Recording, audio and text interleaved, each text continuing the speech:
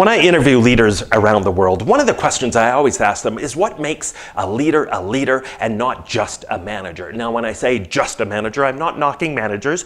You need good managers in your organization. Managers play an incredibly important role. We need good management training, good management skills. Managers keep things running tickety-boo. However, there is a difference between being a manager and being a leader. There's a difference between being a frontline employee and being a leader. A lot of organizations have a wonderful mantra, we are leaders leading leaders, which is a reminder that leadership happens at every level in an organization.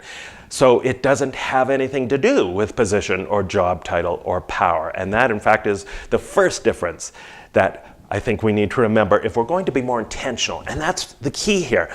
We build great organizations, we build great cultures when more and more people are intentional about stepping up and taking a leadership role and being responsible as a leader.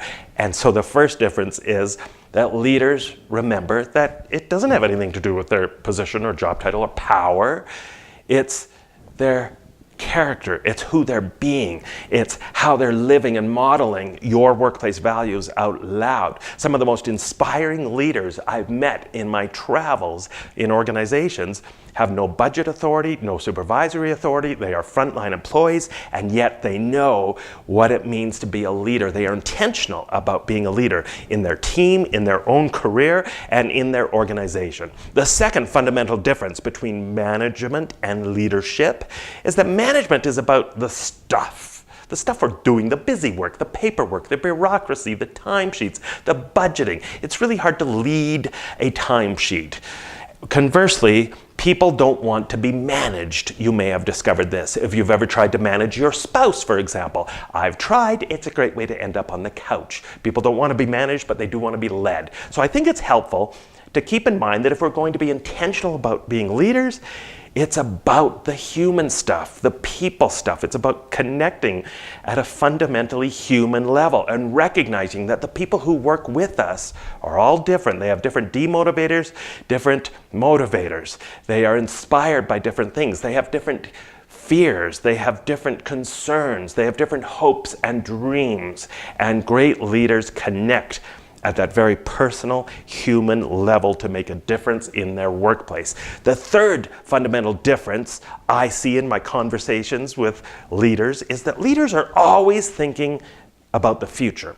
And by nature of management, often we are just thinking about the day-to-day stuff. You know, good management is about making sure today works. Nothing blew up, nothing caught on fire. People showed up, the place opened and closed when it was supposed to. Leadership, when we're intentional about leadership, it's about thinking, where do I need to be 6 months from now, 3 years from now, 5 years from now in terms of my own career development? Where does my team need to be? Where does my organization need to be? Leaders agitate for change. They're restless with the status quo. They recognize that one of the most dangerous places to be is to be living in the status quo land. So leaders are always looking for what's ahead, what's next, what do we need to do to remain relevant? What do we need to do to not just embrace change, but lead change and be the change makers? And in my conversation with leaders, that's always the mindset that comes through. And the last fundamental difference is leaders always think in terms of big picture. They see the forest and not just their stand of trees. Managers, by the nature of how we divvy up things, when we have our management hat on, we start sometimes to just think about our own stand, our own department, our own resources, our own people. This is mine. Keep your hands off mine. And that's what can lead to those disagreements in meetings, those fights over resources, people living in those dreaded silos where we don't work together and communicate with each other. Leaders always tend to think in terms of the big picture, how everybody connects with each other. They don't think about just their piece of the puzzle. They think about the entire puzzle and how everyone works together, and what's good for me is good for you, and what's good for you is good for my department. And they constantly think in that broader mindset. So inspiring leaders remember that it has nothing to do with position or power. They remember that it's people-focused, they think in the future, and they think in terms of the big picture.